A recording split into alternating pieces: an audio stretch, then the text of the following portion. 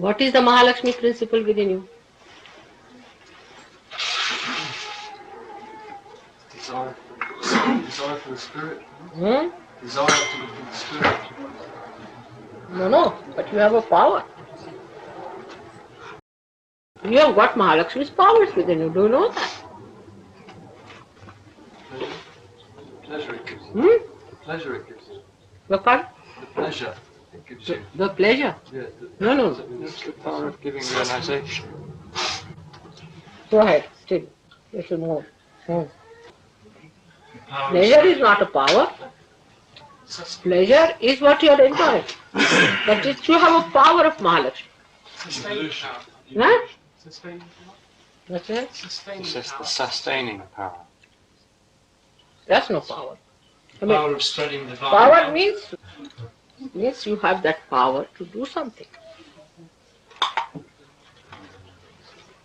Redemption. The power to spread Saj Yoga. Huh? The power to spread Saj Yoga. That's rather vague. Particular one. Give realization.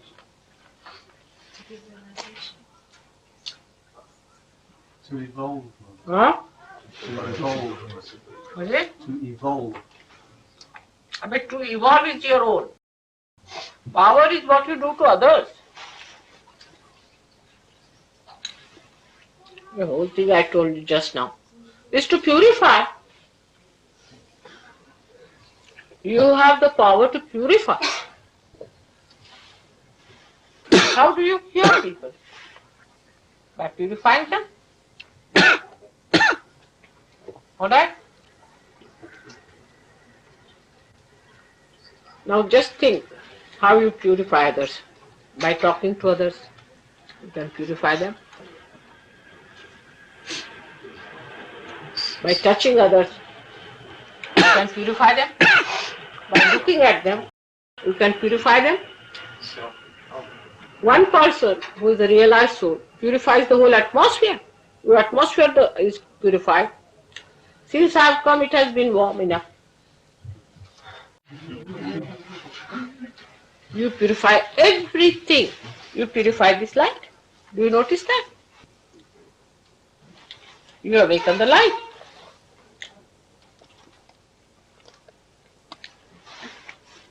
Now what other powers you have?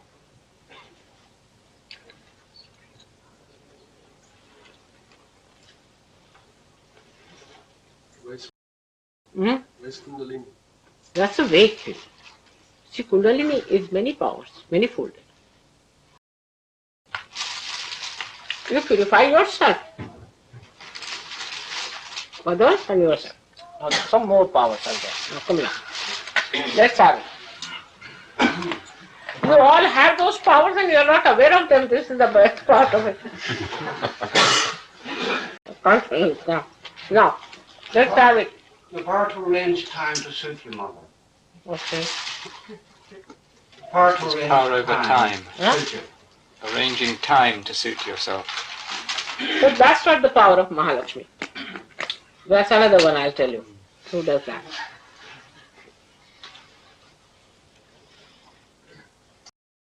Balance. Huh? Balance. To keep equal the supreme power.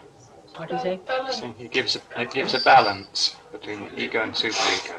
No, that's true. That is one of them. But that is Guru power. That is the Guru's power. Balance comes from Guru. You see, Mahalakshmi is water. So now you tell me. To cleanse. That's done now. One, cleansing is done. Now what else water does? Quench the thirst. Huh? To satisfy. Now coming to the hot. It quenches the thirst, the spiritual thirst. You can quench the spiritual thirst of people. Tremendous power it is. Because when you give realization, that the seeking is over. Alright? Then another one. Now come along. What other power? Think of the water.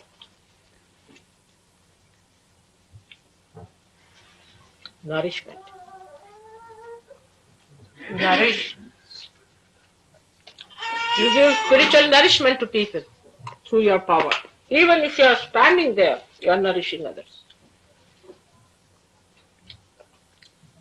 Then it's a solvent. You dissolve their ego, you dissolve their superego. All these powers are your own now after realization. Just think of it. What else? Divinity. Huh? Divinity. Divinity. But that's very vague because divinity is how to relate it with water people won't understand. So let us put it the other way around. What is it? What? You become a cool down person. Very good. Very good. You become cool. Cool personality. You have a cooling effect. Very good. What else? You can carry others. Huh? You can carry others. With you. You can very gently. And also drown some of them. Drown into the love, into the ocean. Alright? But you can also push them with 2 running jumps, alright? That also can be done. It has another very great quality that water permeates into the smallest particle. It goes to the roots and it's sucked through the roots. So Mahalakshmi power, you just see the roots of a person. You just know where the problem comes from. Jump. Actually, it is the awareness, it's the intelligence, it's the sat, the truth part of it, which gets enlightened. And you understand that now where is the problem, and you just go near the root, and you are sucked through. You can be easily sucked through. You permeate. You see, when you are sitting near a person, and you tell me, Mother, this is catching at the back, the person doesn't know. You have permeated. Your personality has permeated into that person. He doesn't know. You have permeated into that person. And you are feeling the roots. See, where is the problem? The water is flowing into that being. The divine water is flowing into that being.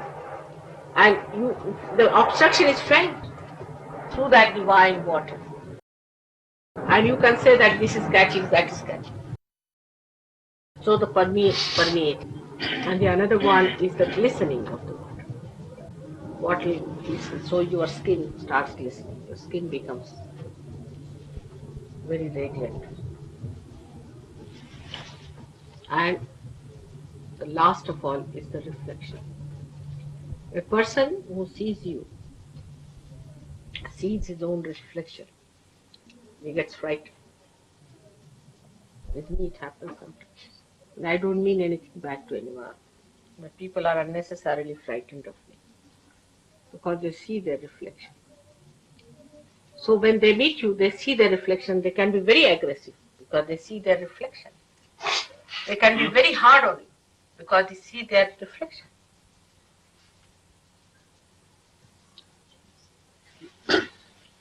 And if it is clear-cut water, then you see the depth of the person. If you are clear-cut Sahajogis, they feel the depth, clean, and they can see through the spirit shine. These are the qualities of water within us. The more of that, I would say, especially in my body, the water acts as a buffer to protect the chakras. If I don't have water in the body, then I may have problem. So it acts as a buffer. Also, it suits your epithelial cells, you can say. It suits your linings. You see, if there's no moisture, you feel all these sinus troubles and all that. It suits everyone. And there are other types of powers of water which we know of. That when it comes out of your eyes, which expresses your compassion, your love, your emotions. That's the only thing out of all the elements which expresses emotions. Water power, I mean. Water has other qualities also, which physics people know, hydrostatics. It has the pressure. It has a pressure. And a person who exists like a Sahajogi will definitely put a pressure on others. He will not aggress, but there will be a pressure and pressure. And another person, if he receives it, then he gets the advantage of it. But if he does not receive it, then he feels pressurized and he feels a little bit dominated. Your neighbors, your family people, in the beginning will feel, oh, there's a pressure because the body achieves a kind of a weight. And that's how the Guru Tattva is formed out of it. And if there is salt, that's Guru principle, then the weight is even more. So today, for water, should really know that water is a very holy thing, and in our pujas also we use. Especially this thing signifies the Kundalini. That means the Kundalini is the water jar or the carrier, the Aquarius. And this is the age of the Aquarius. So how important is water? And the water is the carrier of divine love. It's the best carrier. And this is the time of the Aquarius, means the Kundalini is made of divine water. So the whole idea of celebrating today the Lakshmi's day is to understand that in us she has become a Mahalakshmi. And by that we have so many powers of which we are not aware. I mean, we do not know also that we are realized souls. Some of us do not know. And that we have those powers within us that we can permeate into others. We can project our personality to others. We can find out what's wrong with them. We can find out about ourselves. We can go into ourselves. We can go into our permeation is like water is flowing all the time. And this is a very important thing, that we should be aware of our powers that we have achieved. Then we start respecting ourselves. Then the Raja Lakshmi comes in, and then the Graha Lakshmi comes in, and everything comes with it when we become aware of what we have achieved, of our self-esteem,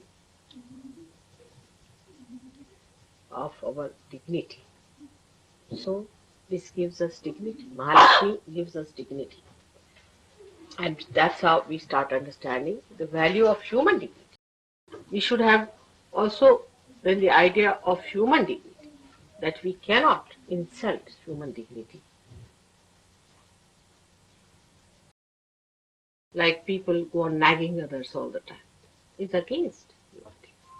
Or all the time asserting themselves about something, making everybody's life miserable, is against human dignity.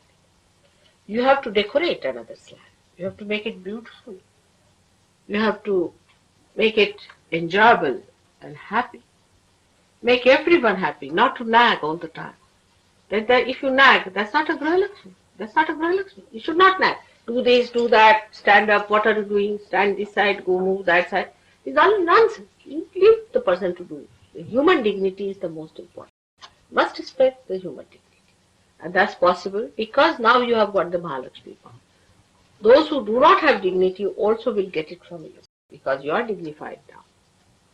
If you have sense of dignity, you will never insult others' dignity. For small things we insult. Like, why did you put the soap here? Why did you do this? Why did you do that?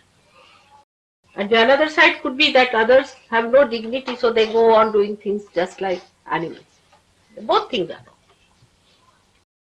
But one must respect, and respect brings the best results I have seen.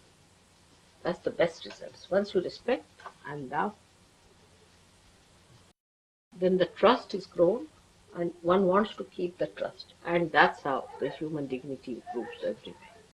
We have to respect every Sahajogi because we are all saints. To respect each other. Absolutely respect. You are all saints. I don't know if you realize what I'm saying. Each one of you is capable of giving realization to the whole world. Each one of you. And if we realize that we must respect ourselves and respect others. Should not talk frivolously about others, make fun. And especially your mother. You can't take liberties with her. That is something one has to know. In the West is important. This is very important. That one has to know. The other day I was correcting somebody. So Hugo said that you are a very lucky person that mother is correcting you. You are very lucky that she's correcting you and telling you something. Because you're naive, you see, and that's why you start taking liberties. But first of all, you must respect the dignity of your mother. That's very important. And that gives you the greatest dignity. I'm telling you this because unless and until you do that, your growth cannot come up with. So that is a very important point. And like in India, supposing somebody is going to a temple or they come to, now for example today she has come or somebody has come, they'll wear a nice dress. You see, we are going to a temple and all the ornaments they'll wear, everything they'll wear. That is the day they have to present all their dignity. So one should not come with disheveled hair or things like that. That's not a good thing. Because all these things are important. How you respect, how you have to be dressed, how you have to be presentable. Because these things, some people say that, oh, we live on spirit. You see, we are tidy because we live on spirit. Spirit is the most tidy thing. It tidies everything, you see, it tidies everything. It goes into proper synthesis, proper concord, a complete, beautiful music is created out of that. How can a chaotic person be called a spiritual man? Cannot. Anybody who is chaotic, whose house is chaotic, whose things are chaotic, must know there's something bhutish in that. Absolutely. But you should not be the other way around. That so meticulous that you eat others' heads. That's another side. So both things should not be there. And I go on insisting on this point because it's very important for ego-oriented people. Because they can become anything. The other day I was going on the King's Road and I was surprised to see what sort of dresses people are wearing. And they think that whatever we wear, we are. That means you must be monkeys if you wear such dresses and go about. If you believe in that, then you should be decent. There should be decorum about it. So today we have learned about Lakshmi's growth into Mahalakshmi. But it is not that when you grow into something, the rest of it is finished. It's not so. That some people think that we have become a spiritual personality now. Lakshmi Tattva is not there. It's not true. You have to be decent person, properly dressed according to your status in life, the way you live. There should be no, hypocrisy about it. No hypocrisy. By doing any nonsensical thing, like some people think becoming primitive or anything, you will impress others. You will never impress, you see. It's beggar's thing. See, by doing beggary, you will get some beggar's bhoots into you. So we are not to be beggars, neither we have to be sort of dandies, but we are Sahajogis, dignified people. We have our own sense of dignity and we live with our own dignity. And that's how we should be. Pure, transparent, honest. Within ourselves we should be honest, absolutely honest. Water is so honest to itself. You put anything into the water, it will show. Put any color, it will show. Put any mud, it will show. You have to be so honest to yourself. And the whole thing should work out to be a personality which is very congenial, beautiful, permeating, no doubt, but very beautifully enlightening. Because Mahalakshmi Tattva itself is enlightenment in our awareness. Such a person cannot be an idiot. If there's an idiot, he is not a surgeon. Definitely is not. An idiotic person cannot be a surgeon. Nitwits, absent-minded. All that has to go away. If you have to be Sahajogi, you cannot be, oh, I know, and all that of nonsense should not be there. The lakshanas, or what you call the symptoms, or you can say what can I say, lakshana, is the way you can make out a Sahajogi. It should be like the Lakshmi Putra, the son of Lakshmi, like a king. That doesn't mean that he has everything to himself, no. That doesn't mean that. King gives. His generosity is known by his. King is not known by how much he grabs, does he? He's a king means he gives. He's giving. Then he should be cool personality. He should not be frozen, he should be cool personality. Not hot tempered. Those who have hot temper, I've seen people, you see, here. They first take to violence. I mean, violence is something is out of question for surgeries. No question. If somebody beats you also, you are not to beat him. We have ways of beating them. But you are not to beat them back. You are not to resist them. But if you are a surgeon, you have no business to be violent to anyone. Even with your tongue. Some people are more with the tongue, provocative type. You must know that you must correct all these points. It's important. Because tomorrow you are going to show to the world what Sahaja Yoga is, not me.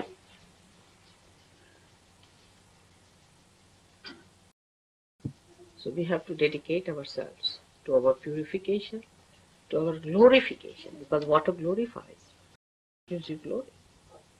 You are all looking so nice and glistening on your face, and I can see the Kanti Rupena Samsita. He said that Ya Devi Sarva Bhuteshu, Kanti Rupen, the glisten on, light on. And that is there, I see in you all. It has already come. But it should be inside also. And that the person who is a realized soul, one doesn't have to vow for it. People just know who is a realized. You don't have to tell anyone, people just know the way he is. So many points we have covered today. I hope you will again listen to them, because see, Mataji's lecture goes from one ear and comes out from the other. Thank God we have a way of localizing it. I hope you people will take these tapes and listen to them every day, one by one. And also act, not planning in the paper or in the ear, but it should go in the heart. That's how you are all going to mature. Beautiful children. I'm just counting now. Again, CP will be elected for 4 years. And then I have to go. There's hardly 3 years it will pass away. And I won't be able to work so much in UK. The responsibility is such a lot on you people. I hope we'll celebrate some more Diwalis together. May God bless.